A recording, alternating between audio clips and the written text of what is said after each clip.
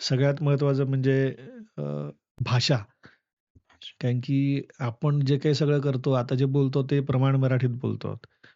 पण म्हणतात ना, एक दर 10 कोसानंतर हं, मराठीची भाषा बदलते. भाषा मीन्स लहेजा बदलतो. हं, त्याचा स्वर बदलतात आपल्याकडे. बोलण्याचे टोन, स्टाईल बदलते. हं, आता त्याच्यामुळे काय होतं ना, मुलांना तिकडे आम्हाला सर आम्हाला मला गुरुजी म्हणतात बरेच मुलं तिकडे. हं, हं, गुरुजी आम्हाला बोलता नाही येत तुमच्यासारखी मराठी बोलता येत नाही. हं, मग त्यांना ते सांगावं लागतं, की बा तुमचीच भाषा ओरिजिनल आहे. हं. ती काही वाईट नाही आहे किंवा ती करेक्ट, गावंढळ नाहीये. करेक्ट.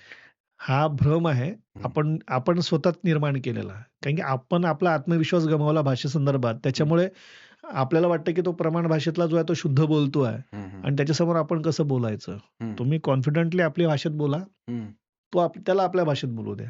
कारण की भाषा भाषाच आहे ना. So beautiful. कारण की पुण्यामध्ये नाटक जास्त उत्कर्ष झालं नाटकांचं हं. किंवा मुंबईमध्ये फिल्म सिटी झाली. त्याच्यामुळे स्वाभाविक आहे की ती भाषा फिल्ममध्ये प्रमाणित झाली. प्रमाणित झाली सगळीकडे.